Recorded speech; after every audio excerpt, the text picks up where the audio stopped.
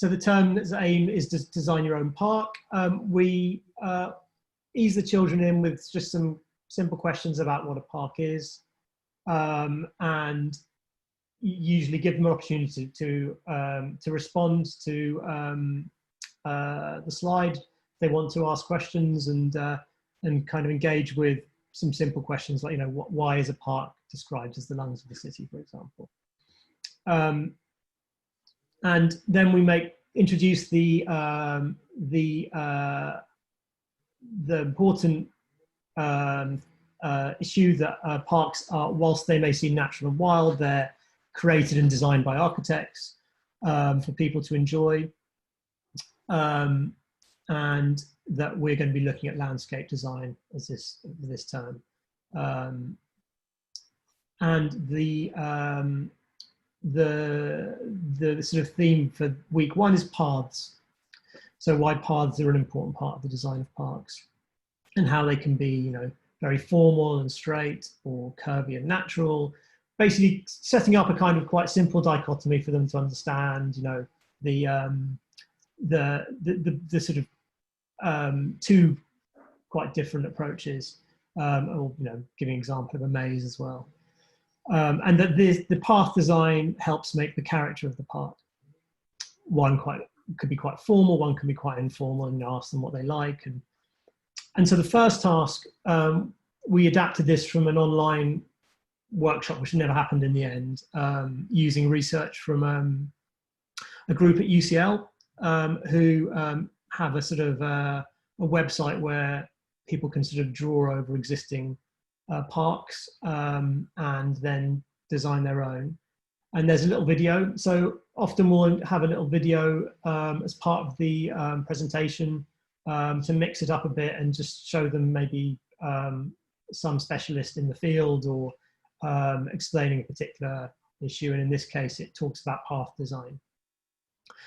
And then, so the first task, simple task, and that's usually the strategy, is to have a kind of quite sort of easy first task, is for them to draw by hand one of these 3 parks that have quite different characters. So Kensington Gardens, very straight, crisscrossing paths. Buckingham Palace, natural, soft, curvy. Hampton Court, bit of a mix.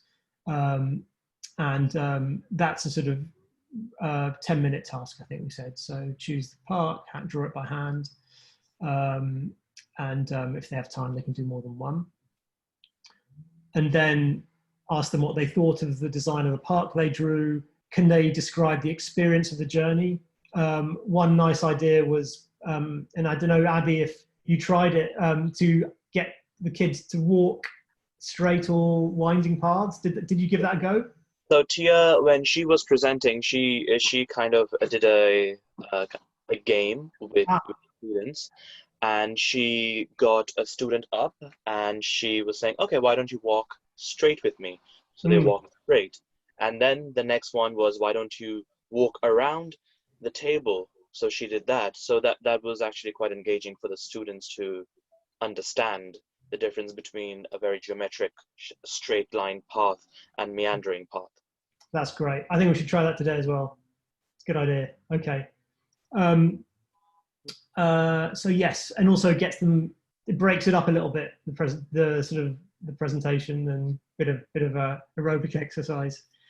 Okay, and then moving on to the second task, we make the point that paths connect to things. They don't just happen in a bubble. And so our park needs to be accessible, and so the paths need to connect to surrounding streets. And also inside parks are special places, maybe playgrounds, and paths need to connect to these as well. And so the second task is to draw by hand a site plan for the park design, which is showing the context. And that context is something that might need a bit of explanation. If you use a word like that, I would suggest, you pause. Does anyone know what context is? Some might, others might not, and then you can explain what you mean by context. And then, so this is a sort of a site plan that again comes from this research group, and again is intended to be done online, but we've adapted it to a hand drawing. And essentially it's a series of slides that say what the site plan is showing. So the white area is the space for the park, the green circles are trees, dotted lines existing footpaths, blue lines connecting streets. And as you present, you would point these things out, which I'm sure is just to make it super clear. Blue dots are where your paths will start, essentially the gates to the park, and then include the special places like the playground and the sports pitch. And that when they're drawing it, they don't have to use the same colors and symbols. They can choose their own. They can start making their own language for the drawing. And this is a 15-minute task. Now, Abby, when they looking at the tasks that the children did, I think they actually started designing their own park as well, didn't they? They did. They started to wander off into their own fantasy land and started to design their own kind of mini park. One of the students did a really nice one, which was a park, an island park. So the students started to draw, and then I asked them, okay, what do you want outside? And he said, okay, water. Okay, how do you want to connect the water to the other land? I say, I'll do a bridge. Like, okay, design a bridge. That's another path you can do. Is it this one? Not this one. There's another one. Keep going, keep going, keep going, keep going, keep going. This one. This one. Oh, cool. Oh, it's upside down. Oh, yes, lovely. Okay, so that's interesting. So when I designed this particular presentation, my thinking was that we set up the site plan for next week for them to design something. But it's great that they had the kind of confidence just to start to do it. Did they all do that, or were some still? Some of them were a bit confused and was asking that should we copy this one and then design it, or shall we just do our own? And I said, well, I think they've already designed their own, but I think they still had a bit more questions to whether to copy it or not. Yes. Because I think it's in their mindset, okay, whatever there's on the board, we'll just copy it and we'll design it. But some of them just designed they just went straight into the more creative, imaginative. Okay, I think given that, I think what I would say today, Abby, is to start with by copying it.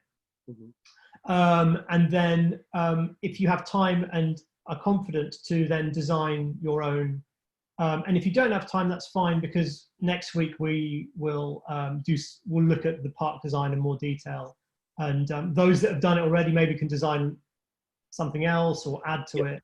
But no, it's really great that they basically just went with it, and but we'll see with the older kids, they might be more rule followers and and actually just stick to that particular task. But I think it's fine to have a bit of flexibility, and it's great that they actually just in one session designed a park, which is really, really impressive.